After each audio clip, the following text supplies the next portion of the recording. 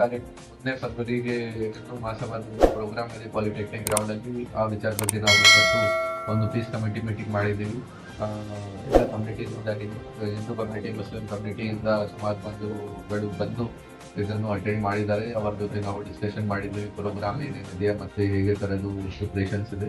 ಜೊತೆಗೆ ನಮ್ಮ ಸೈಡಿಂದ ಕೂಡ ಒಂದು ಎಚ್ಚರಿಕೆ ಕೊಟ್ಟಿದ್ದೀವಿ. ಸಿನ್ಸ್ ಸುಮಾರು ಜನ ಅರೌಂಡ್ ಅವ್ರ ಪ್ರಕಾರ 20,000 ಜನ ಬರ್ತಾ ಇದ್ದಾರೆ. ಸೊ ಅವರಿಗೆ ಏನೇನು ವ್ಯವಸ್ಥೆ ಮಾಡಿದ್ದಾರೆ, ಪಾರ್ಕಿಂಗ್ ವ್ಯವಸ್ಥೆ ಏನಿದೆ, ಲೈಟಿಂಗ್ ವ್ಯವಸ್ಥೆ ಏನಿದೆ, ಅದು ನಾವು ಡಿಸ್ಕಸ್ ಮಾಡಿದ್ದೀವಿ. ಅದೇ ರೀತಿ ಮೊದಲಿಂದ ನಮ್ಮ ಚಿಂತಾಮಣಿಯಲ್ಲಿ ಈ ಥರದ್ದು ಕಮ್ಯುನಲ್ ಇಶ್ಯೂಸ್ಗೂ ಏನು ಸಮಸ್ಯೆ ಇಲ್ಲ. ಸೊ ಅವರೆಲ್ಲರಿಗೂ ಕೂಡ ನಾನು ಅದೇ ರಿಕ್ವೆಸ್ಟ್ ಮಾಡಿದ್ದೀವಿ. ಈ ಪ್ರೋಗ್ರಾಮ್ ಕೂಡ ಇದೇ ಥರ ಯಶಸ್ವಿ ಆಗಬೇಕು, ಯಾವುದೇ ಥರದ ಸಮಸ್ಯೆ ಆಗಬಾರ್ದು. ನಮ್ಮ ಸೈಡಿಂದ, ಪೊಲೀಸ್ ಸೈಡಿಂದ ನಾವು ಹೆಚ್ಚಿನ ಸಂಖ್ಯೆಯಲ್ಲಿ ಸಿಬ್ಬಂದಿಗಳಿಗೆ ರಿಕ್ರೂಟ್ ಮಾಡಿದ್ದೀವಿ. ನಮ್ಮ DSP ನೇತೃತ್ವದಲ್ಲಿ ಬಂದೋಬಸ್ತ್ ಆಗುತ್ತೆ.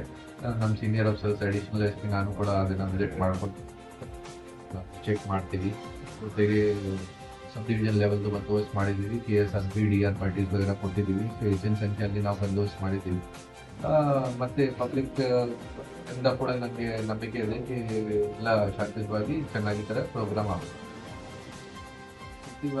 ಈ ಬಾರಿ ಯಾವಾಗ ಈ ಥರ ಬಂದೋಬಸ್ತ್ ಆಗ್ತಾ ಇದೆ, ನಾವು ಎಸ್ಪೆಷಲಿ DR ಪಾರ್ಟೀಸ್, KSRP ವಗೇರ ಹಾಕ್ತಾ ಇದ್ದೀವಿ. ಈ ವಿಷಯ ಬಗ್ಗೆ ಕೂಡ ಈ ಪ್ರೋಗ್ರಾಮ್ ಏನಿದೆ ಆ ಪ್ರೋಗ್ರಾಮ್ಗೋಸ್ಕರ ಕೂಡ ನಾವು ವ್ಯವಸ್ಥೆ ಮಾಡಿದ್ದೀವಿ.